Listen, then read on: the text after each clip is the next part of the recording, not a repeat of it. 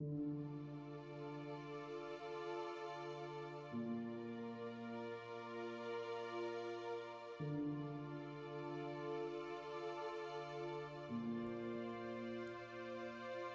funeral was beautiful, simple, just the way Daddy would have wanted it. No fuss, no frills, just family, friends, and stories that could fill a lifetime. As I stood there looking at the casket, I couldn't help but think of the life he lived. It was a life of quiet dignity, of strength, and of unwavering hope, even in the face of the most relentless adversity.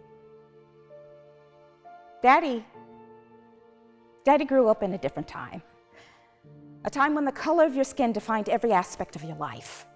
Before the marches, before the protests, before the world started to change. He was born in the deep South, in a small town where the shadows of Jim Crow loomed large. Separate schools, separate water fountains, separate everything. But that wasn't what made him the man he was. No. It was how he responded to it all.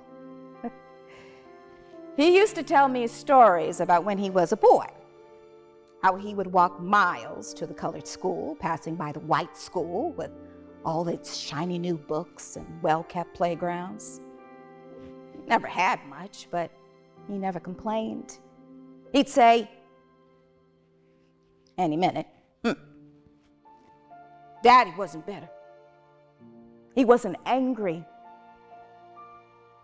He carried himself with a quiet dignity that even as a child, I could see was rare.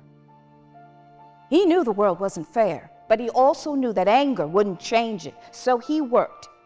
He worked harder than anyone I've ever known. When he was a young man, he got a job delivering the mail. For a black man in the South back then, that was no small feat. He was proud to wear that uniform, to walk those routes, to serve his community. He told me once, it wasn't much, but it was honest work, and I was lucky to have it. Lucky, that's what he said. Even in a world that tried to beat him down at every turn, he felt lucky. And yet, he never stopped dreaming of something better. He never stopped believing that change would come. This isn't how it's always going to be, he'd tell me.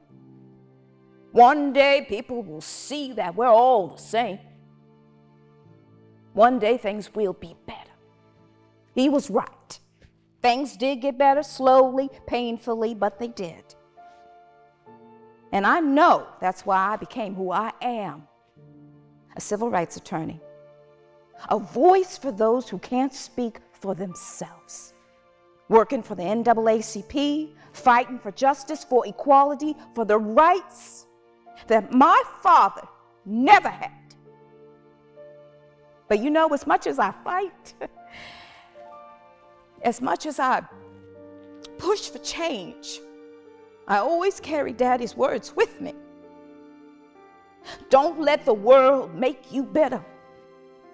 Don't let it turn your heart cold. And I haven't. I've tried so hard not to, because he was right. Anger can fuel the fire, but it can also consume you if you're not careful. And I won't let it consume me. Not when he showed me that there's another way. Daddy believed in forgiveness, in the power of understanding. He believed that real strength comes from the ability to move forward without hate. He used to say, hate won't change a thing, but love just might. And so, even when I'm in the courtroom, standing against those who would see us go back to darker times, I remember his words. I remember that I'm fighting not just for justice, but for a future where we can all stand together, where we can all see the humanity in one another. Daddy's gone now. But his lessons, they're with me every day.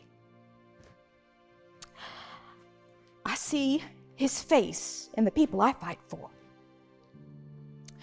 in the young black boys and girls who deserve a world where they can thrive, where they don't have to fight the same battles he did. Daddy, I promise you I'll carry on your legacy. I'll keep working, keep believing, keep forgiving, because that's what you taught me. And I know wherever you are, you're still with me, guiding me, reminding me that love is stronger than hate, that hope is stronger than fear, and that dignity, even in the face of the worst this world can throw at us, is the most powerful weapon we have.